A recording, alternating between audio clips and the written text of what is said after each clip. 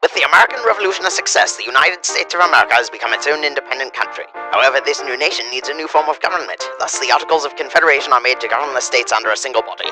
The government proposed by the Articles would keep each state somewhat independent while unifying them and strengthening the bonds between them. A good decision to most. While some states were hesitant to sign the Articles of Confederation as they feared it may make them more like Britain, in the end it created a strong enough government for America's first years. The Articles were a general success. They made an attempt to truly unite the states by allowing free movement and trade throughout the country. This helped to strengthen the bonds between them. However, it was nowhere close to a perfect document. One of the main issues with it was the way re-election operated. If a representative wanted to be re-elected, they would have to pass only the documents that would benefit their state, no matter the effect it would have on the greater good. Because each state had conflicting interests, this created constant stagnation within the Congress, and very little got done. Another looming issue was Congress's inability to enforce taxes. After the war, the United States of America had to pay off its debts to the rest of the world, and planned to do this through taxation of the people.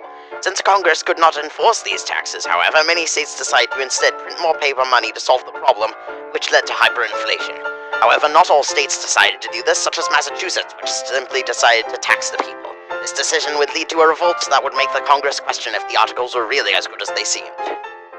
In Massachusetts, a revolt is stirring. Massachusetts is not as lenient about taxation as the other states are being, and refusal to pay taxes is a punishable offense. Those who cannot or will not pay their taxes, mainly farmers, are being put in debtors' prison.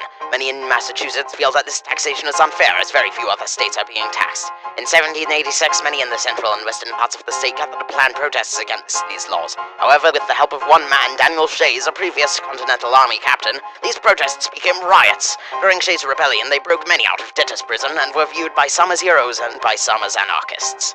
One of those who disapproved was the governor of Massachusetts, one James Bowdoin.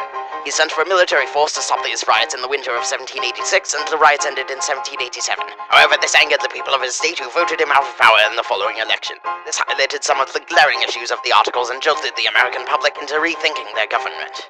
Shays' Rebellion was the catalyst for the creation of the Constitution. This political document, originally proposed by James Madison as the Virginia Plan, operates on the collaboration of three branches: the executive, the judicial, and the two-house legislature. These branches operated through a system of checks and balances. For instance, in the legislature, the lower branch is elected by the people, and the upper branch is elected by the lower branch. The president in the executive branch is elected by the legislature, who decide who to vote for by public recommendation. The president will then appoint judges to the judicial branch with approval from a Congress. To pass laws, they must be created in the lower legislative house, pass through the upper house, and finally be approved by the president. Through this government, no one branch would have absolute power, as they would be kept in check by the other branches. A very innovative system. However, this document too had its issues. Southern states worried that they would lose voting power, as representative count was now calculated by population. There was also no Bill of Rights at the time, and although this would be added, it was a cause for concern. It also encouraged slavery by the addition of the 3/5 clause. The introduction of the Constitution led to the creation of two groups in the United States: the Federalists and the Anti-Federalists. The Federalists were the group who created and supported the Constitution and its ratification. They realized that the financial issues in the 1780s were a result of the Articles' writing, and believed that the Constitution would be the best way to guard the Americans' liberties.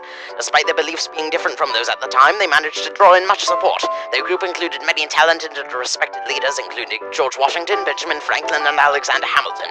The Anti-Federalists, however, were those who opposed the Constitution. While they may not have been as organized or have as many famous leaders as the Federalists, they were still widely supported. They disliked the Constitution because they thought that, despite the checks and balances, it was too easily corruptible and the government could easily become despotic. They also worried about the lack of a Bill of Rights and thought that certain people had too much power. They also thought that the government may become authoritarian and force tax upon the people, and that states far away from Pennsylvania would have less power due to their distance. Despite the Anti-Federalists' efforts, the Constitution was ultimately passed. However, even they were happy with the final Constitution, and with a few later modifications it became what it is today.